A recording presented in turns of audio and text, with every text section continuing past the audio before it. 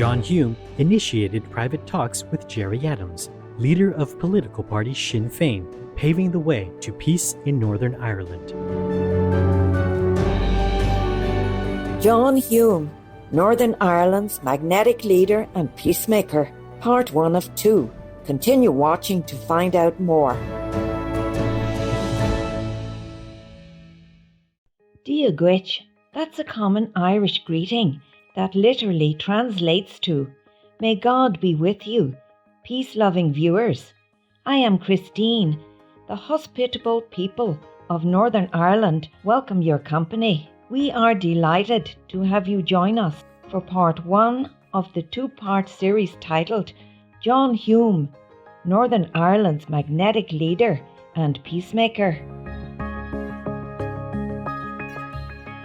An Irish politician, John Hume spent his life in the tireless pursuit of a peaceful solution to the conflict in Northern Ireland. He was widely regarded as one of the most important figures of the Northern Ireland peace process. As the Catholic leader of the Social Democratic and Labour Party, he was one of the architects of the Good Friday Agreement, which was signed in 1998 by Northern Ireland's largest political parties, ending decades of conflict. For his efforts, John Hume was awarded the Nobel Peace Prize. He also received the Gandhi Peace Prize and the Martin Luther King Award, making him the only person to win these 3 major peace awards. In 2012, Pope Benedict XVI named John Hume a Knight Commander of the Equestrian Order of St. Gregory the Great, in recognition of his outstanding services to Catholic social teaching in the area of peace.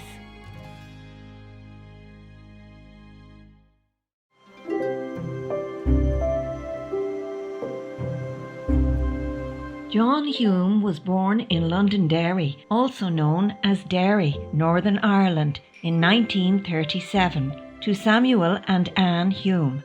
He was the first of 7 children. The family lived in a 2-bedroom, overcrowded rented house, with Samuel and the 4 boys sharing one room and Anne sharing the other with the 3 girls. His father was unemployed and his mother worked during the night at shirt factories. To boost the family income, young John delivered newspapers at night. He was also an altar boy. He earned a scholarship to study at St. Colum's College, a Catholic grammar school, where he excelled at football and French. He later attended St. Patrick's College, Maynooth, with the intention of studying for priesthood. Although he did not complete his clerical studies, John Hume obtained a master's degree in French and history and returned home to Londonderry to become a history teacher. John Hume felt he had a duty to help those who were not as lucky as he, and founded the Derry Credit Union with a few friends. The first credit union in Northern Ireland, it was modelled on similar institutions in the United States of America, and started with only 4 members and £7 in its account.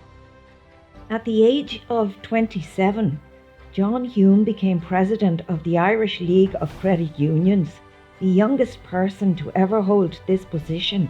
He served from 1964 to 1968. He was also vice president of an international credit union. Later, he stated, "Of all the things I've been doing, it's the thing I'm proudest of, because no movement has done more good for the people of Ireland, North and South, than the credit union movement." John Hume also became involved in founding a housing association to relieve the housing shortage in Londonderry. In the first year, about 100 families were accommodated. When his plans to build 700 homes were met with resistance from the Planning Permission Department, he got into politics. This consequently led him into the civil rights movement, seeking fair allocation of housing and jobs. He was inspired by the example of Dr. Martin Luther King Jr., emulating his strategy of non-violence. The people of this area have launched a massive campaign of passive resistance to show that they have withdrawn their consent completely from the system of government that operates in Northern Ireland. At the age of 32, John Hume's political career began when he was elected as an independent nationalist member of Parliament at Stormont. To our Protestant fellow citizens who differ from us politically, we ask you to join us as equals on the road to permanent peace and justice, and to add your considerable talents to ours so that we can build together in agreement a new society in which the sectarianism that has scourged our country will be but an unhappy memory. Let's take a moment to pray that all beings unite for peace around our glorious planet. We'll be right back here on Supreme Master Television. Be veg, go green, to save the planet.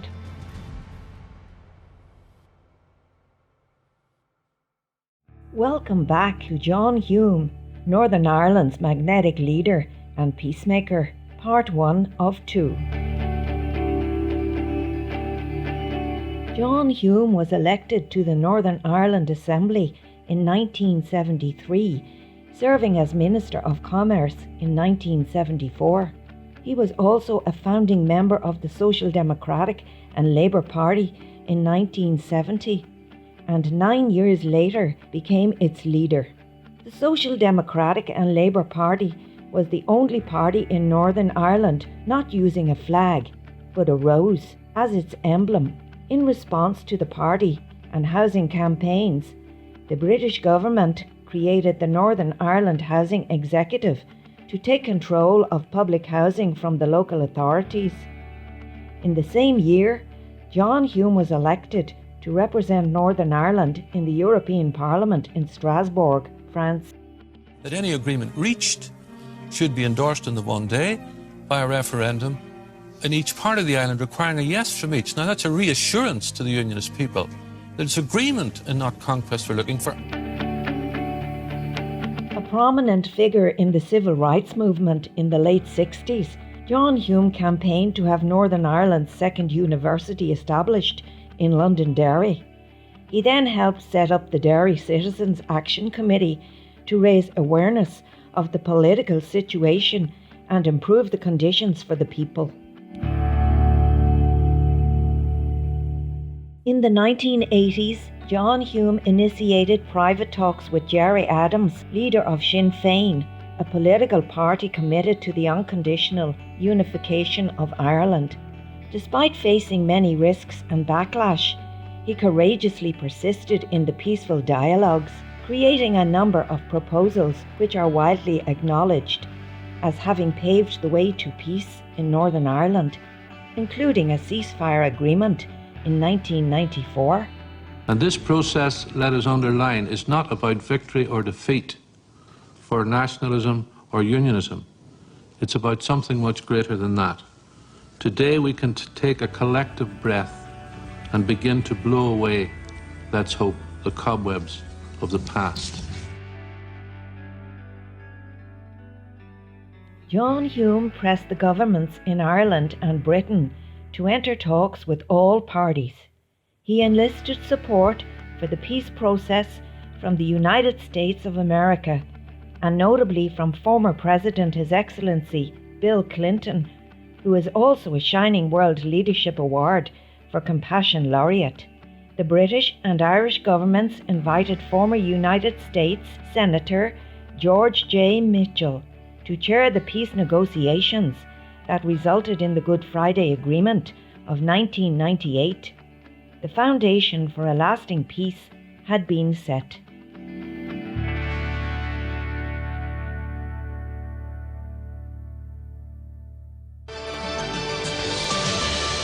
I hereby give notice that the percentage votes given at the referendum was as follows. Yes, 71.12%.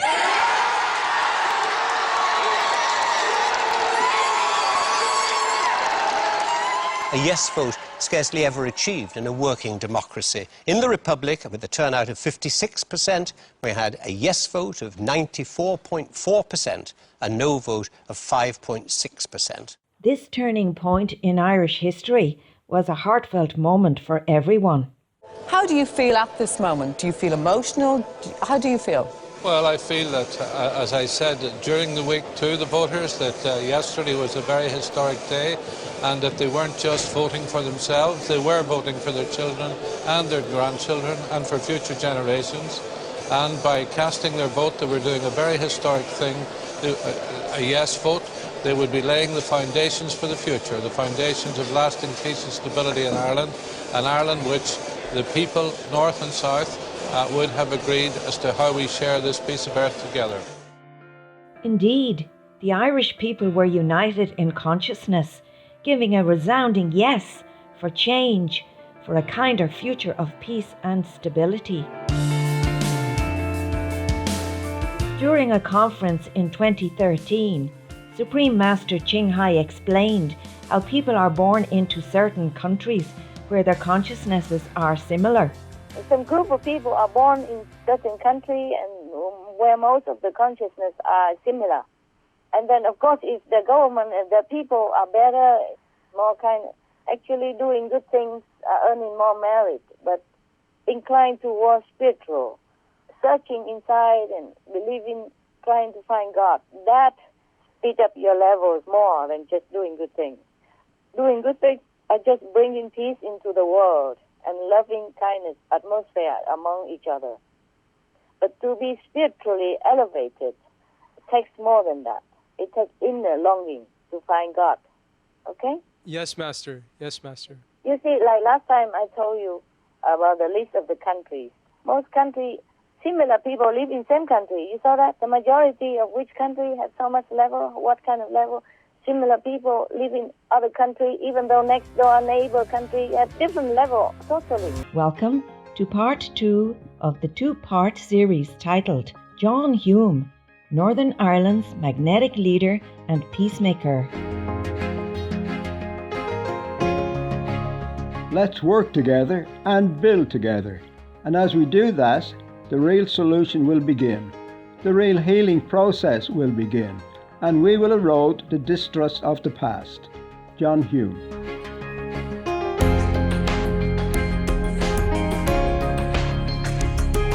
For his efforts, John Hume was awarded the Nobel Peace Prize.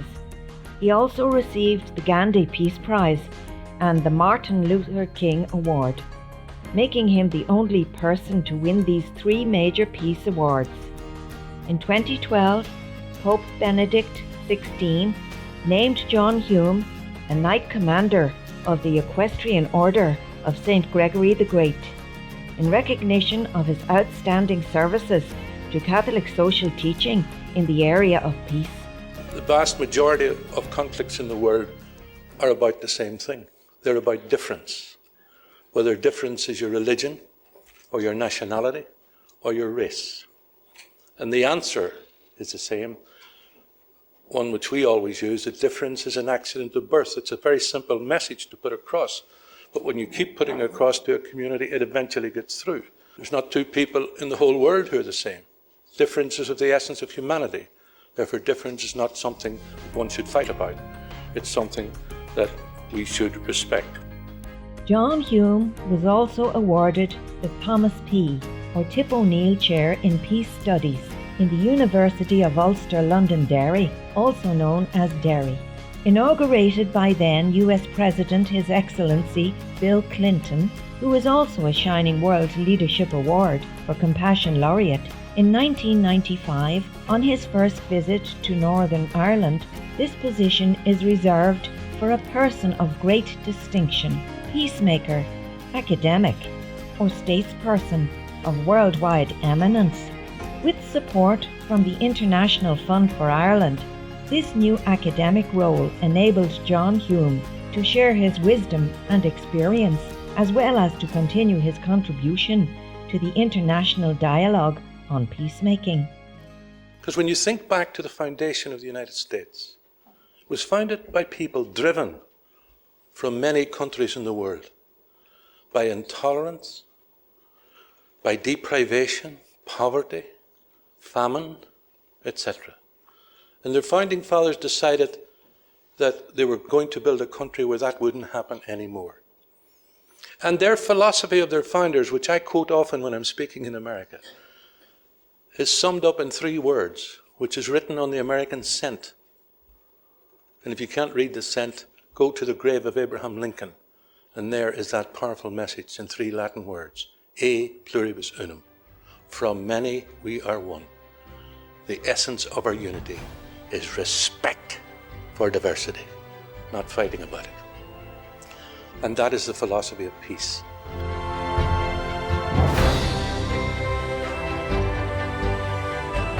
The basis of peace and stability in any society has to be the fullest respect for the human rights of all its people.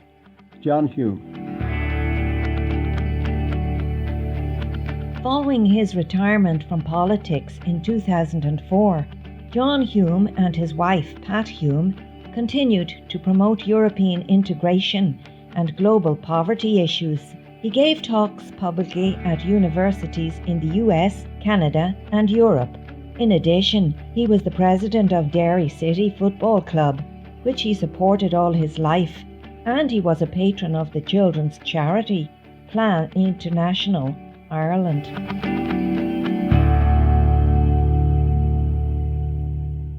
John Hume passed away on August 3, 2020, at the Owen Moore Nursing Home in Londonderry at the age of 83. Former Prime Minister of the United Kingdom, His Excellency Tony Blair, said, "John Hume was a political titan, a visionary who refused to believe the future had to be the same as the past." Former US President His Excellency Bill Clinton, who had become friends with John Hume over the years, remembered his tireless endeavours for peace in Northern Ireland, saying, "His chosen weapons, an unshakable commitment to non-violence, persistence, kindness and love.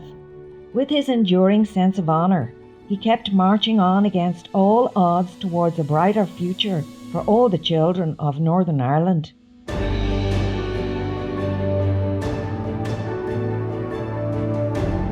To commemorate the 20th anniversary of the historic Good Friday Agreement, Boston College in the US hosted a public symposium to pay tribute to John Hume.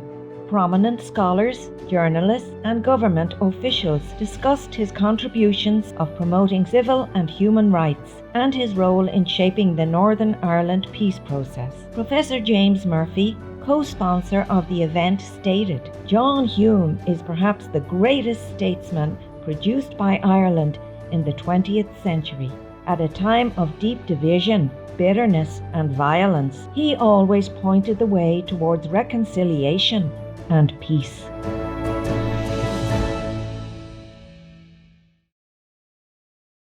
In 2017, a documentary film titled In the Name of Peace, John Hume in America, premiered in Ireland. Written and directed by Maurice Fitzpatrick, it is about the role of John Hume in engaging the United States of America in the Northern Ireland peace process.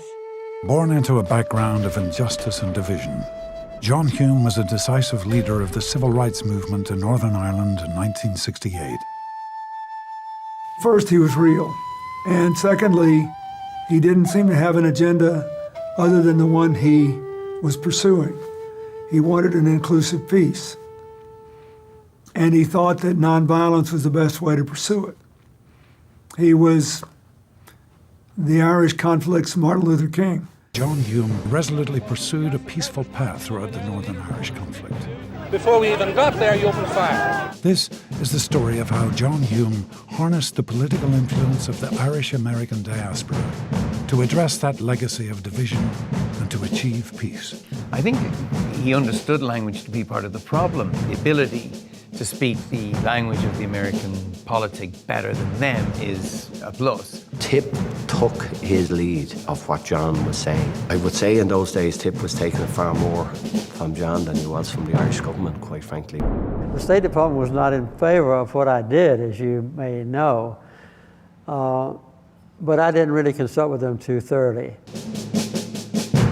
There was some broken china there. I had a lot of trouble with the British for a brief period, but I trusted Hume's instincts. But then you had the American influence, which was a very strange thing for British politics. It wasn't just the risk of alienating the British. It was also the risk that I would stick my neck out and IRA violence would continue and I would look like I'd been played for a fool. I am standing here and telling the government that I believe that we have a real process of lasting peace and a total cessation of violence. Hurry up and deal with it. He grabbed me by the wrists and held my hands and said, look, you can do it. You're near it. In 1998, the Good Friday Agreement was signed and roundly endorsed in referenda on both sides of the Irish border, and the Northern Irish troubles ended. Hume's strategy had become a political reality. In the film, John Hume says, Ireland is not a romantic dream. It is not a flag. It is 4.5 million people divided into two powerful traditions. The solution will not be found on the basis of victory for either, but on the basis of agreement and a partnership between both. The real division of Ireland is not a line drawn on the map, but in the minds and hearts of its people. With deep gratitude in our hearts, we pray that all corners of the world may flourish in harmony and understanding under the wise guidance of such noble leaders as John Hume.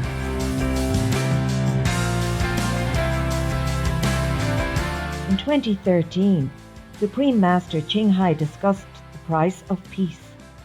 Anything for peace is worthy to pay, and then it'll be done. To put down the pride, both sides, and really concentrate on the welfare, development, peace, and prosperity of their own people. And just shake hands and sign and live next to each other in peace, like a good neighbor. Then it's done. It's so easy.